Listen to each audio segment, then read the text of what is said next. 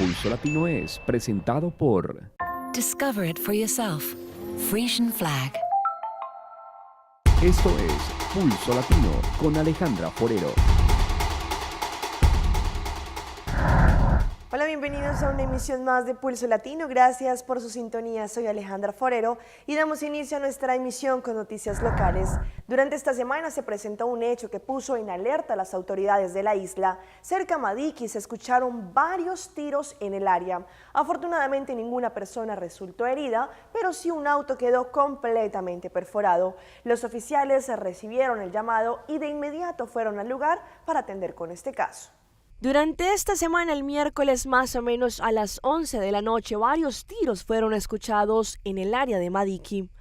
En ese momento, un auto rojo estaba pasando por este lugar y antisociales tiraron algunos disparos en dirección a este auto delante de United Dinner. De una vez avisaron a la policía, un cuerpo de recherche y también del departamento técnico de la policía llegaron a este lugar. El camino, mientras tanto, quedó cerrado por bastante tiempo para así Recherche y el departamento técnico pudieran hacer sus investigaciones. No se descarta la posibilidad que tiene algo que ver con el arreglo de cuentas, en este caso del asesinato de Joyver de algunos días atrás. La dueña de este auto, su pareja, es un conocido de la policía que actualmente está preso en Quilla por uno u otro crimen. Mucha información de este caso no se tiene aún, ya que aún está bajo investigación. Y también esta semana se registró un hecho. Un auto quedó completamente quemado después de que, sin ninguna razón, empezara a sacar fuego y un fuerte olor a humo. Su conductora se percató de este suceso y salió del auto inmediato. Por fortuna nadie salió quemado, solo daños materiales. Durante esta semana, el miércoles, alrededor de las 5 de la tarde, Brandwehr y la policía se dirigieron de una vez, ya que tuvieron un llamado de atención de que un auto estaba en candela por la parte de Tropicana Hotel en Sasaki. A la llegada de los bomberos, se encontraron con un pick-up Ford Sport Track Full en candela. Los bomberos fueron en acción y apagaron el incendio, pero ya la candela había causado muchos daños. Una señora de edad que estaba conduciendo este auto explicó que estaba pasando por la luz de tráfico por Superfood y el humo empezó a salir por debajo del capó. La señora se bajó del vehículo y abrió la tapa y allí la candela se expandió con el humo. La señora a su vez también inhaló bastante humo y se sintió mal, lo que debió necesitar la ayuda de la ambulancia, quienes se presentaron en el sitio. El cuerpo momificado de una anciana fuera de su ataúd fue hallado por Zacatecas del cementerio de Baitoa en Santiago, en República Dominicana. El cuerpo está en posición sentada y tiene pelo en la cabeza y piel. El hallazgo se ha presentado a todo tipo de especulación entre la gran cantidad de personas que visitan el cementerio para presenciar el extraño descubrimiento. El cuerpo mantiene la piel, el pelo, las cejas y hasta su ropa en buena condición. Luego de 16 años de haber sido sepultado el cadáver de la anciana, Delia Catalina Valerio mantiene parte de su piel, pelo y ropa casi intactos. Las personas que se entierran en tierra pues no pueden soportar ese nivel como está esa señora intacta, una señora que tiene su pelo casi normal. ¿Entiende? Es algo increíble.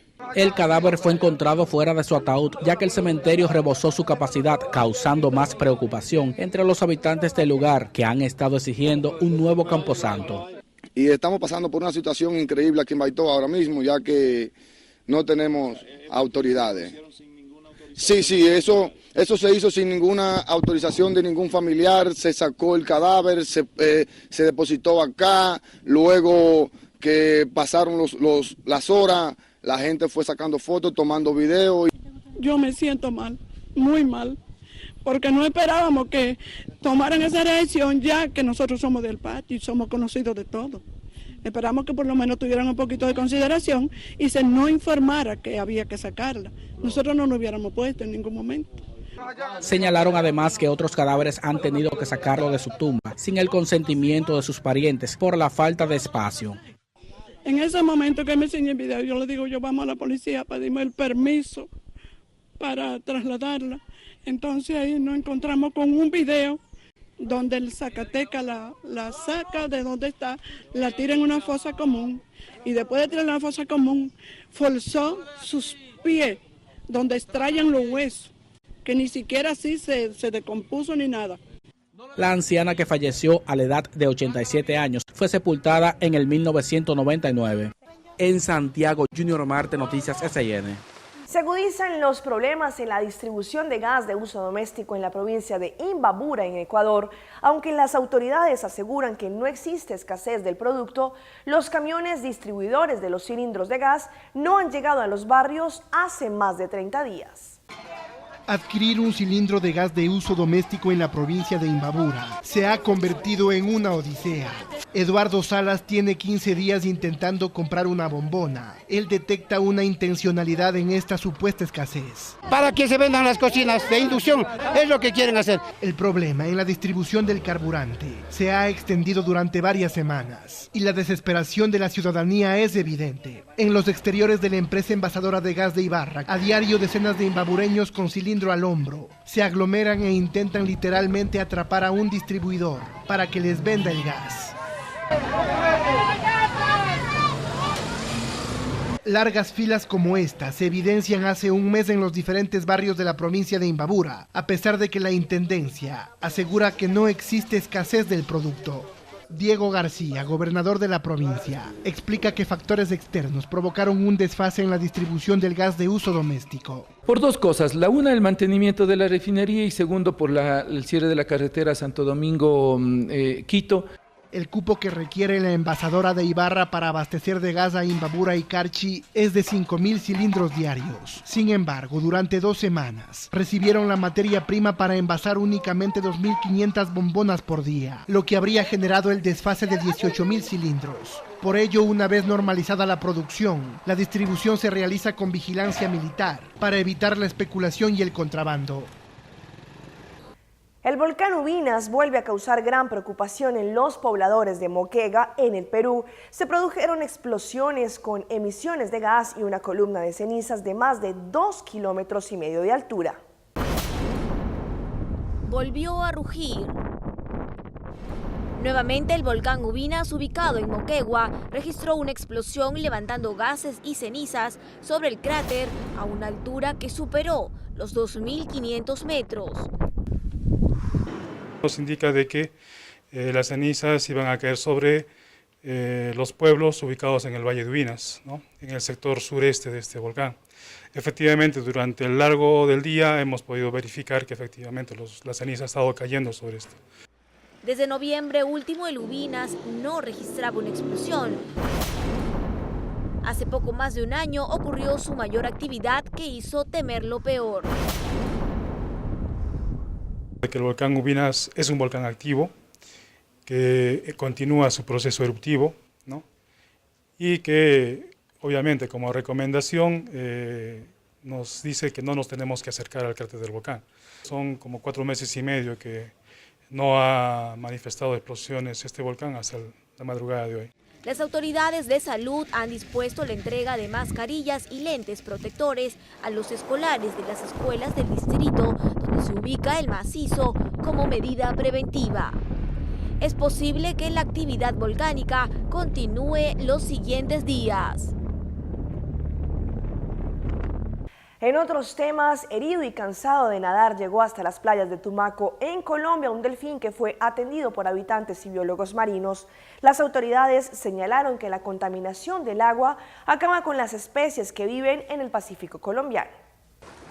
Fueron algunos habitantes de Tumaco quienes socorrieron en primera instancia al delfín que llegó hasta estas playas, totalmente desorientado y herido. Se metió ya al agua con él y ya vine yo y le colaboré para mantenerla en el agua, que es lo que siempre ve uno que hacen con este tipo de animales cuando se van a la playa. El delfín estaba evidentemente cansado y, según testigos, siempre nadaba hacia la orilla. La comunidad, por su parte, durante 2 horas se empeñó en empujarlo siempre hacia la parte más profunda del agua. Está muy herido por una malla, parece que lo cogió alguna malla y está herido, todo el cuerpito está herido. Los biólogos marinos del Centro de Investigaciones Oceanográficas acudieron al lugar para atender la emergencia. Un delfín adulto que probablemente por corrientes o por cualquier otra situación pudo haber pasado por debajo del puente y al parecer está un poco lastimado. Los especialistas están de acuerdo en que la contaminación del mar, producto del uso irresponsable de los recursos, está maltratando a los delfines que constantemente hacen su tránsito por las aguas del Pacífico colombiano.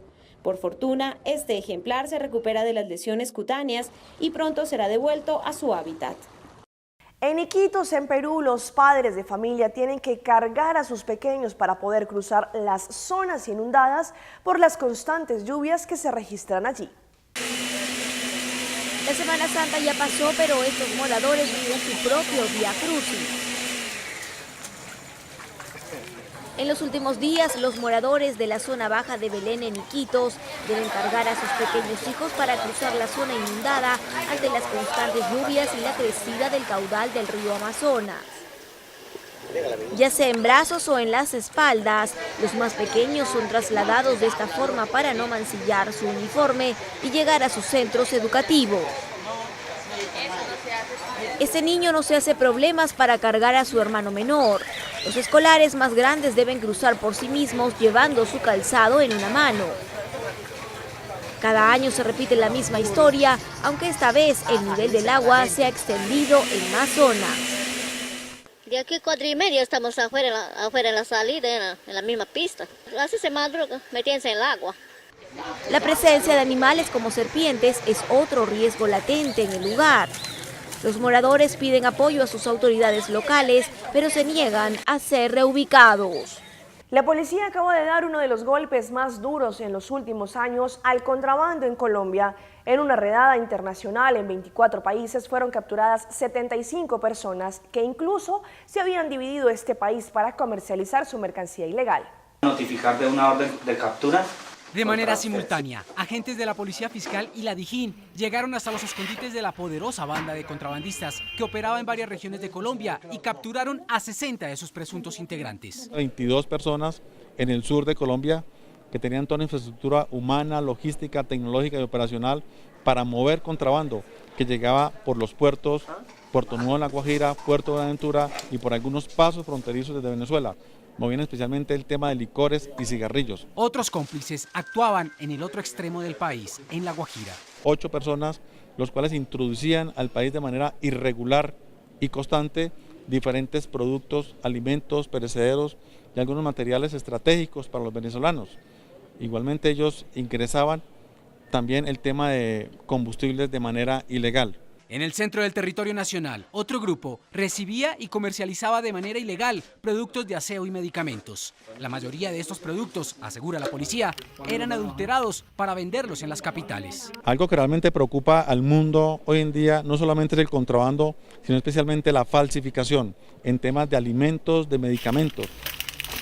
La mercancía, según la policía, la enviaban desde el exterior otros integrantes de la organización. La redada en 24 países de Centro y Norteamérica dejó otros 15 capturados. Vamos a un corte comercial, pero ya regresamos con más información aquí, en Pulso Latino. Esto es Pulso Latino con Alejandra Forero.